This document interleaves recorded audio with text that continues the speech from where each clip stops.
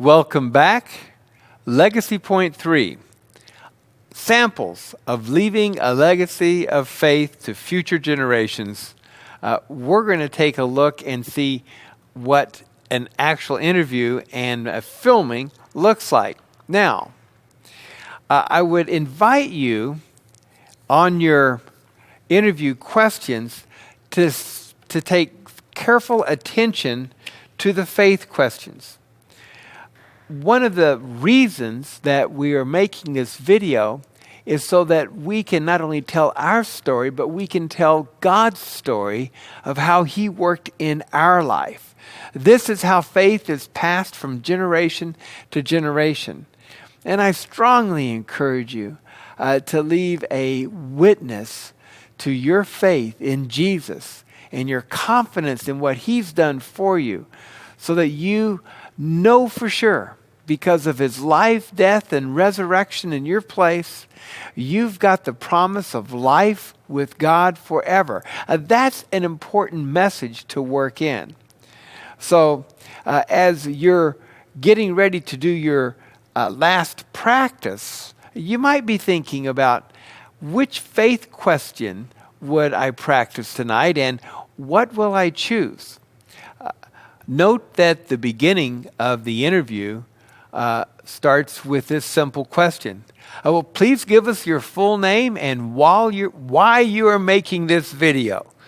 So you can tell the truth. I'm making this video because Grandma is making me make this video. Or you could actually be more sincere and say, I want to leave my story for my grandchildren whom I love so dearly, and I want to bless them with how God's done wonderful things in my life. He will do wonderful things in theirs as well.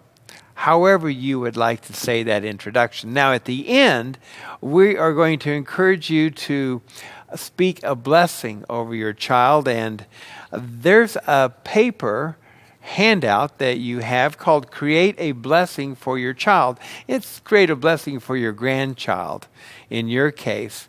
And if you follow that, it will give you some ideas for a personalized blessing for either one grandchild, or you could have a personalized blessing for all your grandchildren as a group. That's something that you may want to write down, and that's how you will conclude your interview. But let's take a look and see what an interview actually looks like. Hi, I'm excited to talk today. You gave me your questions, highlighted the ones you want. So if you're ready, I'm going to turn the camera on. All right. Nancy, will you please introduce yourself and also tell where you lived growing up? Yes, my name's Nancy Thrasher, and I was born September 15th, 1958. And I grew up on a farm in Westphalia Township in Iowa. And will you describe the house that you grew up in?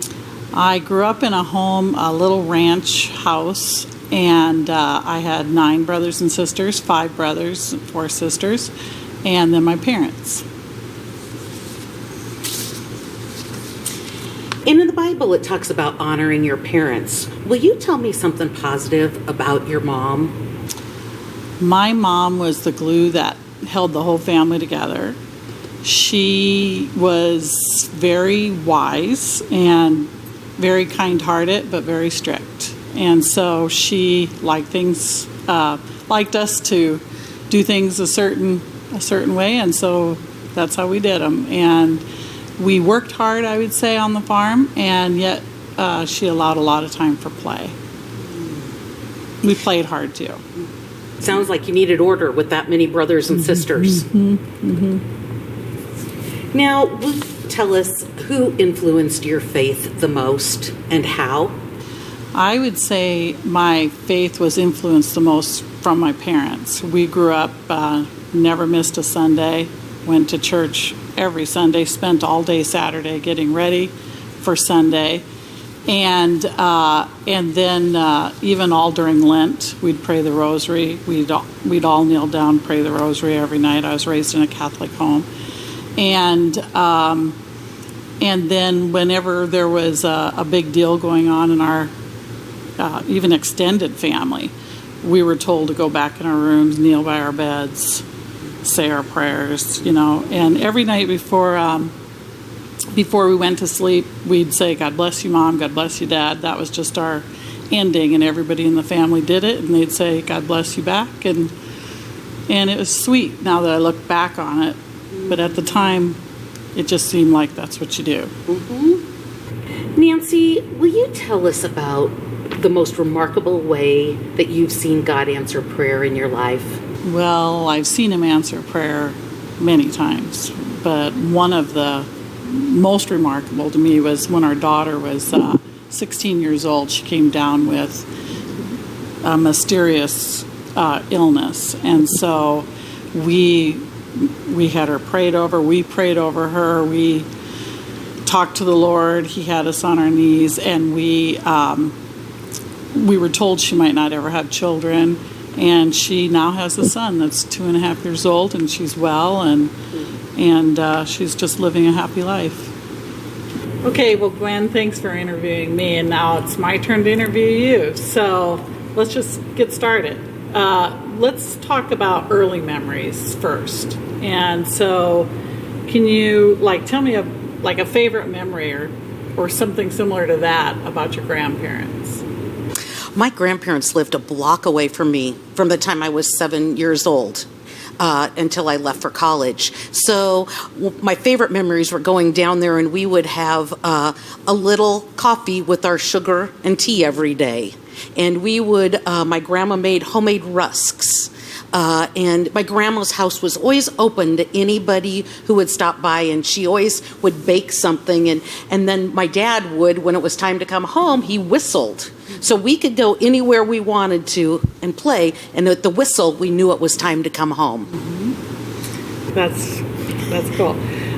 So what would you say as far as a life event? Let's move into maybe something that's, some of your life events. And what would be a great adventure that you took that you can remember? My parents, we loved adventures, and we loved being on the go. My grandkids call me Gigi Go-Go right now, and they're only 2 and 3 years old. So one of the things is my parents always encouraged me to try different things and always believe in if God opened a door, then we follow that. And so I read in a magazine about being a page in the House of Representatives. And I wrote a letter to my congressperson at that time and followed up, and I'll never forget the day when I got the phone call that I had been chosen, had gone through this lengthy process, and my parents then a few months later on my 16th birthday put me on a plane coming from a small town in Nebraska, put me on a plane in Omaha, sent me off to Washington, D.C. And so that was just a really affirming thing that really helped my sense of adventure. Yeah. So what would be a blessing you'd want to say over your grandkids or leave for your grandkids? Mm-hmm. My favorite thing to say to them since the time they were born is we always talk, and I always say, you are loved. You are loved by God. You are loved by other people. God puts people in your life to love you. And how awesome it is to love God back and to love yourself and to love other people. And I always tell them that they're special, that God could have created them anyway, but yet he chose them just like he wanted, and that they're important, that he created them for a purpose, and they're individuals, and embrace who they are, embrace the gifts he's given them, because they have the opportunity to offer hope through Jesus to a world who really is searching. Well, that doesn't look that hard, does it? Because it's not really. It's simply telling your story. Again, the key is having an interviewer ask you the questions that you choose. So when you prepare this, you will circle the questions that you want the interviewer to choose. We suggest that you would circle 3 from each section and have the introduction and the blessing, but it doesn't have to be exactly 3 from each, but it's nice being prepared. The interviewer can choose whatever question seems to flow and even make conversation with you as you go as well. We suggest that you only take 30 minutes for your interview, and the interviewer might be able to help you with that. Don't worry about being so polished that you feel like you've got to make cuts and refilm it. Just talk it through and start and go for 30 minutes and end up. Make sure you have those faith questions included at the end and the blessing. So, let's do that now. Let's go to your groups, take the questions out. I challenge you to take a faith question this time. Each person share, and if you have time, you might share again. Let's do that now.